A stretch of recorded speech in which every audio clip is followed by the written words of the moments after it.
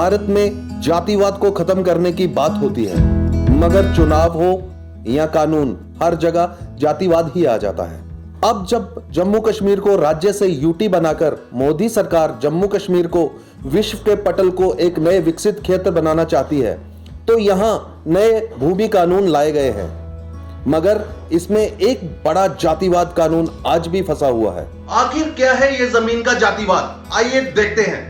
जम्मू कश्मीर में जातिवाद के नाम पर वैश्य यानी महाजन और खत्री बिरादरी और सिख समुदाय को एग्रीकल्चर जमीन खरीदने का हक नहीं है।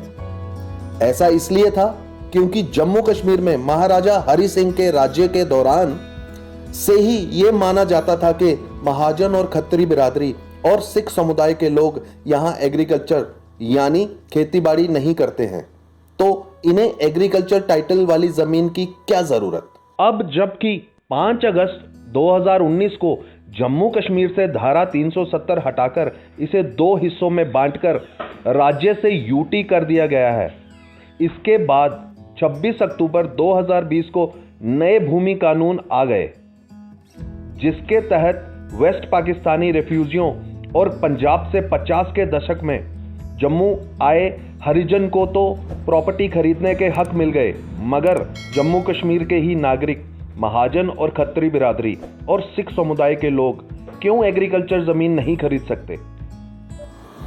पेशे से वकील और बीजेपी नेता हुनर गुप्ता ने इस मामले में केंद्रीय गृह मंत्री अमित शाह, एलजी मनोज सिन्हा और गृह सचिव अजय भल्ला को एक पत्र लिखकर इस कानून में बदलाव की मांग की है। गुप्ता का कहना है कि लैंड रेवेन्यू एक्ट की सेक्शन 133H में अमेंडमेंट हो। क्या कहते हैं एडवोकेट हुनर गुप्ता। नमस्कार।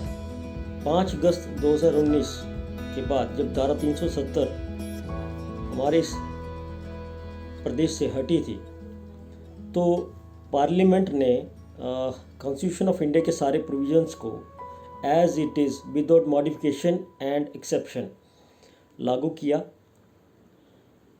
और उसके साथ ही कुछ जो पुराने एक्ट्स थे, लॉज थे, उनको भी एब्रोगेट किया। उसमें से एक लॉ था लैंड एलिनेशन एक्ट 1939 का, उसको भी एब्रोगेट किया गया।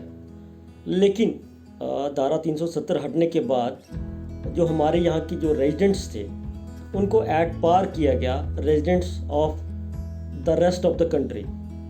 लेकिन महाजन, खत्री और कुछ सेक्शंस ऑफ सिख, उनको ब्यूरोक्रेटिक लैप्स, ब्यूरोक्रेटिक माइंडसेट की वजह से अभी तक रीऑर्गेनाइजेशन के 1.5 साल के बाद भी उनको एक्सक्लूड किया गया deliberately by bureaucrats, by the revenue department, by the registration department, और उनको बोला गया कि ये लोग महाजन, खत्री और सिख ना तो ज़मीन खरीद सकते हैं, एग्रीकल्चरल लैंड खरीद सकते हैं, ना ही एग्रीकल्चर लैंड बेच सकते हैं। इसके पीछे तर्क ये दिया गया कि land, J&K land revenue act वो डिफाइन नहीं करता कि एग्रीकल्चरल क्लास कौन सी है, नॉन एग्रीकल्चरल क्लास कौन सी है।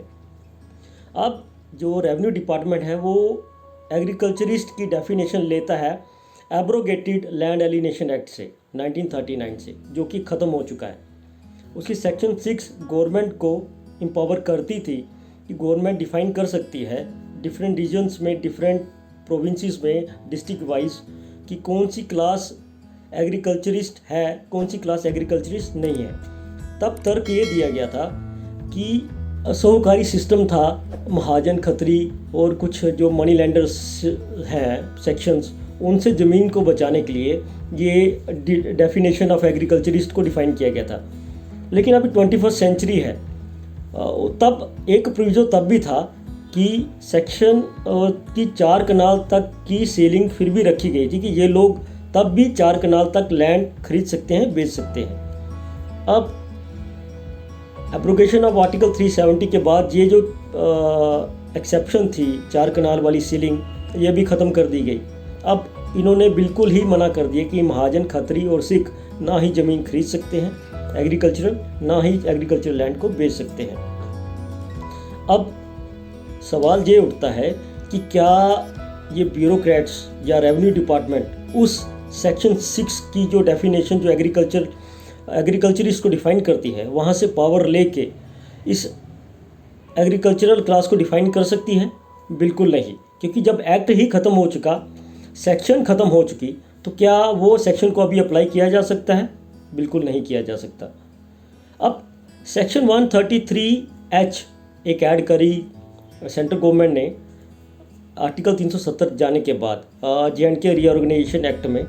उसके मुताबिक गवर्नमेंट ऑफिशियल्स या गवर्नमेंट ऑफिशियल डिफाइन कर सकता है कि कौन सा जो एग्रीकल्चरिस्ट जो क्लास है वो नॉन एग्रीकल्चरिस्ट को भी लैंड बेच सकता है।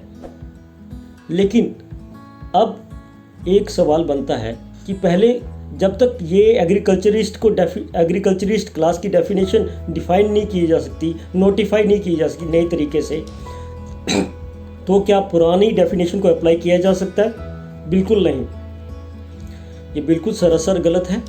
इसके ऊपर रेवेन्यू डिपार्टमेंट को और यहाँ पे जो भी ब्यूरोक्रेटिक सेटअप है उनको देखना पड़ेगा कि ये एक बहुत बड़ा लैप्स है, बहुत बड़ी गलती है जो वो कर रहे हैं। धन्यवाद।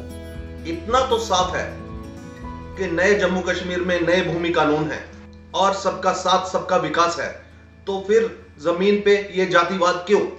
इससे भी आजादी चाहिए महाजन और खत्री बिरादरी को और सिख समुदाय को भी। आपका कोई भी सवाल हो या सुझाव हो, हमें मैसेज करें, हम जवाब जरूर देंगे। देखते रहिए हमारे साथ द प्रॉपर्टी न्यूज।